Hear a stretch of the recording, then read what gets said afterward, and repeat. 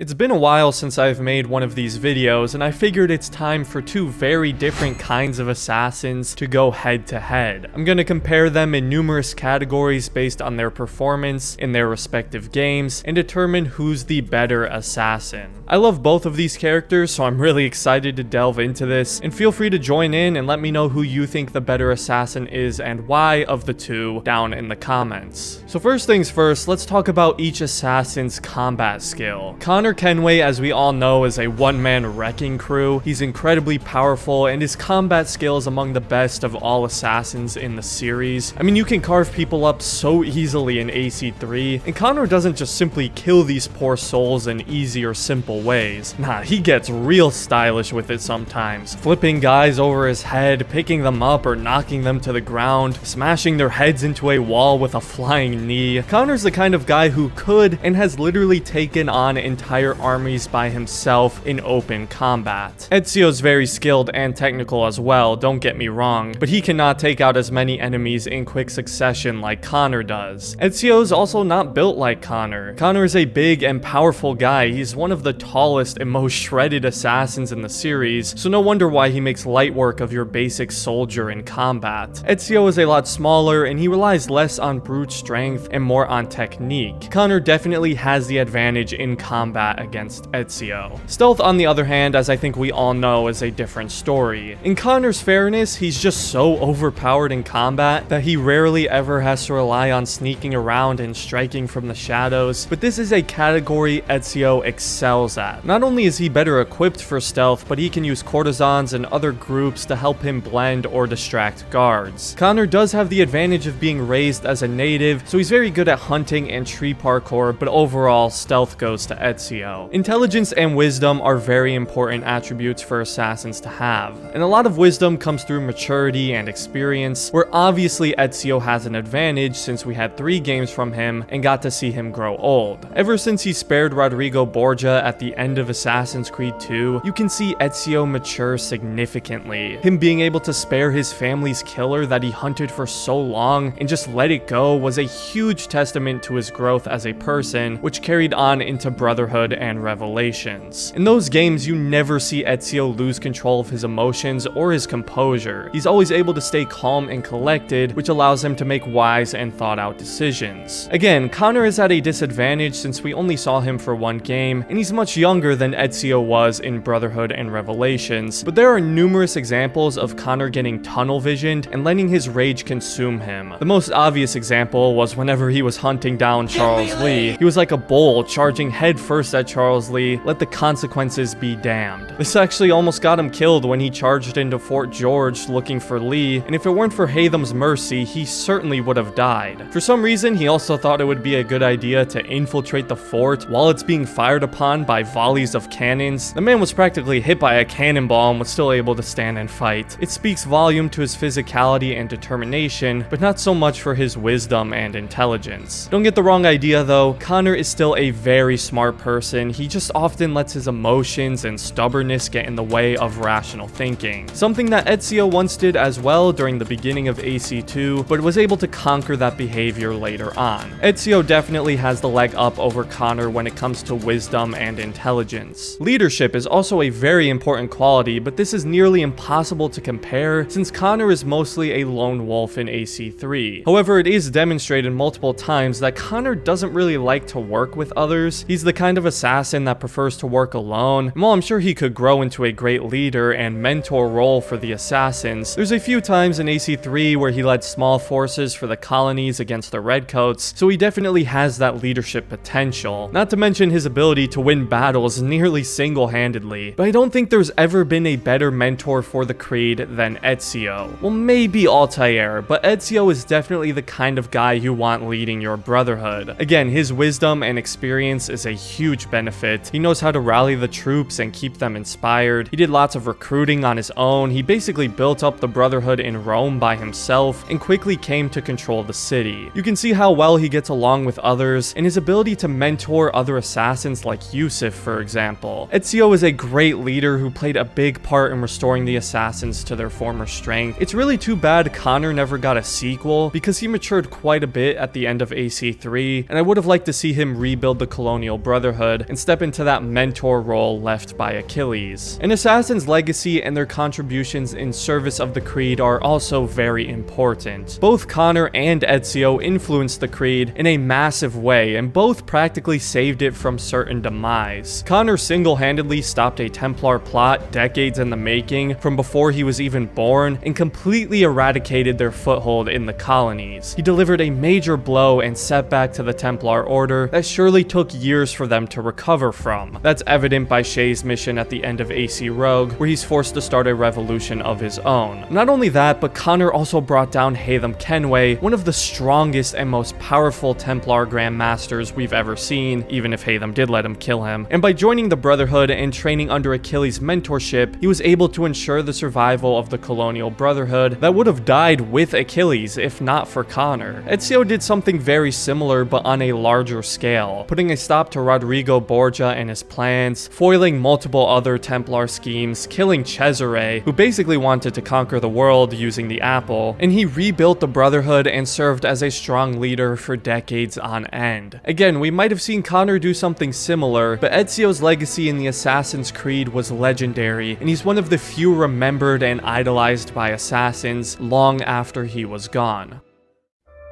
Ultimately, I'm gonna have to say Ezio is the better overall assassin, but Connor had so much potential to become one of the greats if it wasn't cut short at the end of AC3. In a one-on-one fight, I 100% think Connor wins that, but Ezio overall is a more well-rounded assassin, not to mention a great mentor and key figure in the history of the Creed. But that's my opinion. Let me know who you guys think the better assassin is and why down in the comments, in the categories Connor and Ezio excel at. Also, feel free to leave some requests for the next matchup you'd like me to go over next for this series. I'm really curious what you guys want to see, but if you enjoyed the video, I'd appreciate it if you left a like and considered subscribing to the channel if you're new. Big thank you to my members whose names are on screen now. If you're interested in joining the channel membership, there's a link in the description to join. And other than that, thanks for watching and have a great rest of your day, assassins.